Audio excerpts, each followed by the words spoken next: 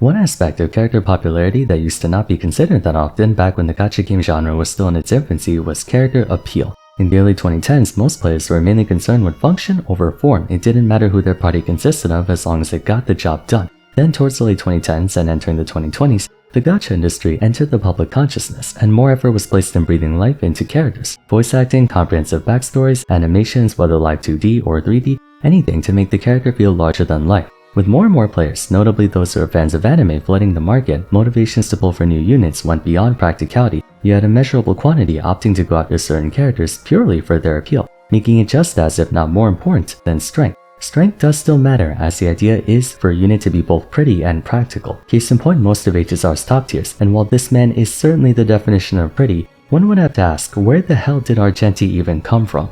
The extent of his potential is undisputed. Everyone came to a consensus long ago that he knew exactly what he was good at, and was pretty damn good at it to say the least. Yet despite being known for splendid performance in his area of expertise, Argenti is consistently one of the least popular 5-star characters in the game. Unlike most other cases though, a lot of that has to do with an entirely different reason from his in-game strength. So for today's Why No One Plays episode, we'll be discussing Argenti. Alright, referring back to what I said earlier about how it wasn't until recently where the whole waifu over meta thought process came about, I'm gonna be honest, I think much of that was because of Hoyo. Of course, there's always been waifu over meta, even backdating to the fake Grand Order days, but you have not even the slightest inclination of the extent at which parasocialism has taken over the gaming world. I swear, there's like a direct correlation between the usage rate of a character in a gacha game and the amount of fan art you see of them on Twitter. Tangent aside, even though my channel primarily focuses on the gameplay side of things, character appeal has enormous influence when it comes to whether or not players want to pull for new units. HSR is no exception. There's a reason Hoyo goes out of their way to fuel the endless thirst of internet brain rot. Those marketing videos and whatnot drive sales, and it's especially conducive when they play a significant role in the storyline. I'm willing to bet at least a third of all people who pulled for Akron did so solely because she was an alternate version of Raiden Mei from the Honkai universe. People probably had more of a reason to pull for Firefly because of all the girlfriend experience he had with her in Penacony than the fact that she was strong. Yes, being a top tier definitely contributed towards that, but the point is, the most highly used characters in Honkai Star Rail's metagame are typically also the most well liked and received by the community. Robin, Ranmei, Firefly, Mr. Ferenz, so on and so forth. I mean, just like a Sunday, for someone who carried such an integral role in the Penacony arc, the fanbase has been begging on their knees for Hoyo to make him playable, and when he finally got announced for 2.7, it became Star Rail's most liked post on Twitter, surpassing even Lunai Danheng. He could be a garbage unit and people would still pull for him. From then on, the second would have to be accessibility. If everyone has a character, there's naturally a greater likelihood of them being used in endgame content. Ratio, Gallagher, and Harmony Trailblazer being good examples. If you have neither appeal nor accessibility, the only things left would be practical strength and practical necessity. But once again, Argenti, despite being an incredibly strong character in his own right, struggles to survive off just those. From a narrative perspective, he did sort of come out of nowhere back in 1.5. There was a reference to him in the databank since the beginning of the game, but of all the characters involved in the game at that point, he was assuredly the most out of left field of any of them, not counting those in the standard pool in 1.0. As the first feature 5-star as well as spending a fair bit of time with her in the story, Cielo was understandably quite popular. Same applied to Jingyuan, who was, and still is, heavily involved in the Shinjo side of things. Being a Stellaron hunter and also accompanying Kafka on her way to wake up the Trailblazer, Silver Wolf's a pretty high-profile character. Luocha's mysterious origin and affiliation with Qingliu lent credence to his appeal. Blade and Kafka were again more Stellaron hunters, with the latter in particular being debatably the most anticipated unit by that point. Lunai Danheng is a given. You spent a lot of time with regular Danheng and grew to care about him. As for Fuxuan, she was a prominent figure during the Shinjo storyline. Really, the only person who didn't have much involvement in the main story was Topaz, but even she was afforded an entire side story during our revisit to Eurilla 6, and has made continuous appearances throughout the story by way of the IPC being present there. In contrast, Argenti sort of just pooped into existence, giving many the impression that he was sort of a filler character. And to be perfectly blunt, he kind of is, at least for now. Not to say that every character needs to play a major role in the plot of Star Rail, but it does help. In his defense, we still don't know that much about the Knights of Beauty faction or even the Path of Beauty itself, so there's a possibility he might play a more essential part in a future version, maybe version 3 or something. But considering he came out at 1.5, by the time they do decide to give him proper exposure, I think most people will have dismissed him completely anyway. Something I believe HSR does a commendable job at is make every character feel significant to the story, or at least attempt to. That even applies to the 4-star units, whom you'd assume would not carry much significance if any at all. And yet they made characters like Tingyun, Gallagher, Misha, Hanya, and Shuiyi memorable. They even did a whole thing with Sushang and Guina fun to give them some fun too. Don't forget to like, follow, and share! Argenti, however, has not been given that same treatment. Aside from his adorably cringy and hilarious character quest, the only other times he made an appearance were, for one reason or another, a brief stint in Penacony as a game show contestant and then a cameo in the Luminary War Dance on the Shinjo, neither of which, to my recollection, give an explanation for him being there other than yeah, I just thought it would be fun to hang out essentially. I will say though, the man got sauce. He literally rode his spaceship into the endless void and hooked to venturing up with a free Uber ride out of it. He's also done a lot of other weird and outlandish acts of heroism like take down a planet-sized threat, so he's not just some jobber who gets killed off screen, but without any origin or backstory, it sort of makes it hard for people to develop a connection to him, aside from the fact that, he's the most fabulous man in all of the however many galaxies are in the game's universe. While I'm not the most invested individual when it comes to Star Wars narrative, I don't think I'm being too controversial in saying that of all the 5-star characters in the game at the moment, Argenti's the one who, if he was vaporized off the face of the earth, the player base would be none the wiser to it. It's not a jab at the character, it's just how little is known about him or the faction or eon he represents. He's kinda just there, a random overpowered Giga Chad himbo. I say with full confidence that he has the least amount of substance of any 5-star character in the game.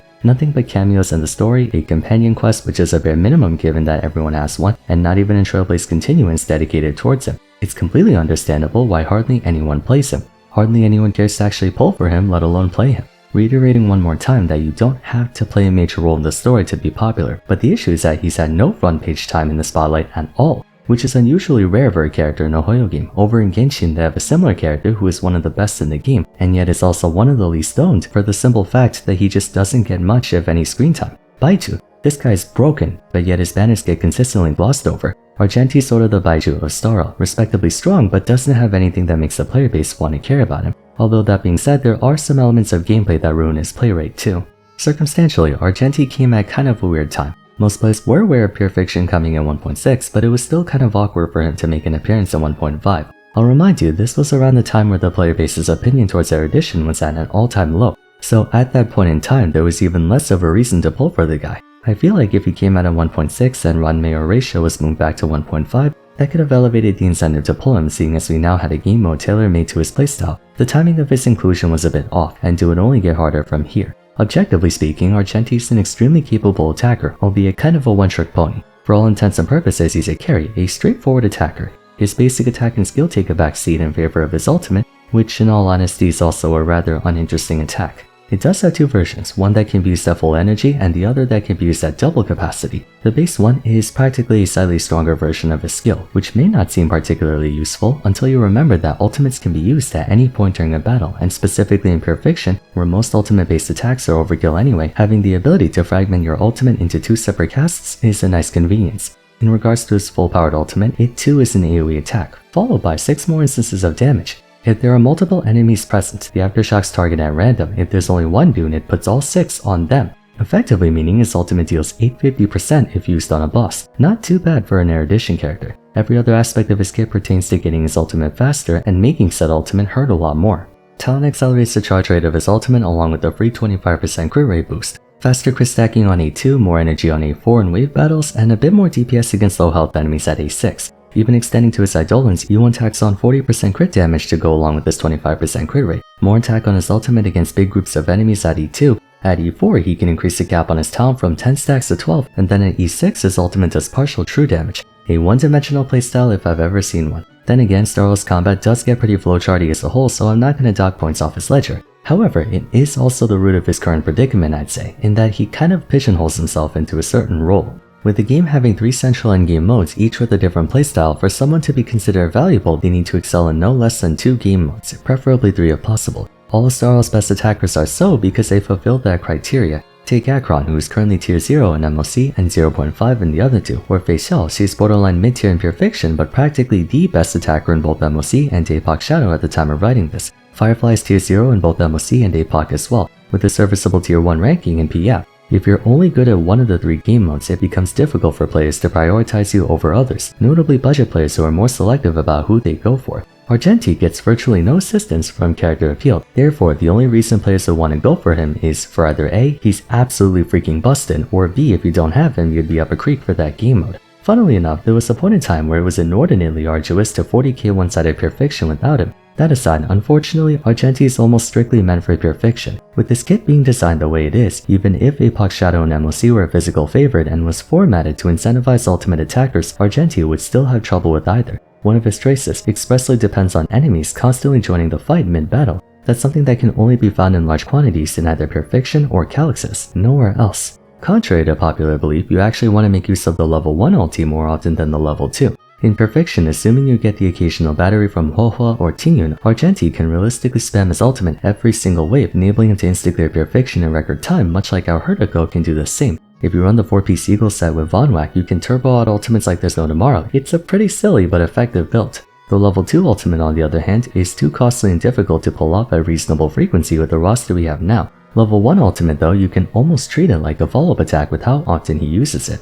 For you to realistically clear MLC or APOC at a competitive pace, Argenti really needs that level 2 ultimate. But being energy based, there aren't that many ways to accelerate his rate of fire compared to Acheron's debuff based ultimate or Facial's attack frequency based ultimate. At the moment, we only have 2 characters who can directly battery someone else on their team, Tingyun and Huohua. While those 2 are certainly helpful, Acheron and Facial have like 50 million party members who can work towards their respective ultimates activations, and more importantly, those teammates don't have to compromise on their own attack efficiency. What makes these 2 so good is that you don't have to consciously work towards their ultimate. Each of their party members can be focused on doing their own things and simultaneously charge up their respective carries' ultimates, killing 2 birds with 1 stone. For instance, while Topaz, Aventurine, and Robin are beating the shit out of the enemy, they're also fueling Facial so that she can beat the shit out of the enemy. Argenti's party members, on the other hand, aren't really contributing that much damage on their own because they're so busy focusing on helping him do damage. The intent is that Argenti can hopefully dish out damage equivalent to 4 party members, but sadly he kind of doesn't. His burst DPS is nowhere near sufficient outside of pure fiction.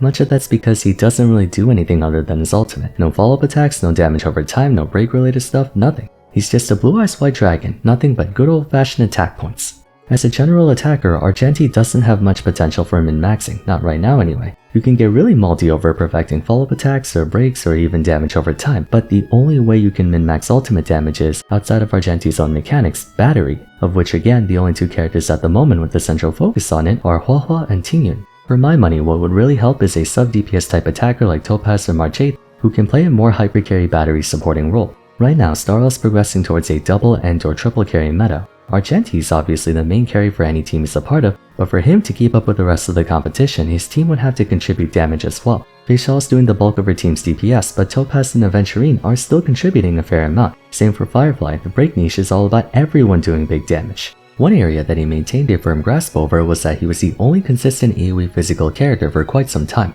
Now that we have Yunli, who is an AoE physical attacker, Argenti basically got gate-kept out of MOC and APOC, meaning Pure Fiction's the only place he can still do well in, but with Jade being in the picture, she can facilitate a lot of characters in Pure Fiction, so we're not exactly pressed for options. It's better than nothing, but if you're good at only one game mode, that's hardly a sufficient reason to go out of your way to pull for the character. At the very least, for units like Himiko and Herta, most if not everyone has them, but Argenti you have to pull for. At the end of the day, it's just really unfortunate circumstances. He came out at an awkward time, he doesn't have much of a reason to be cared about, and the lack of nuance in his gameplay makes it hard for him to perform in any field that isn't the one he was intended for.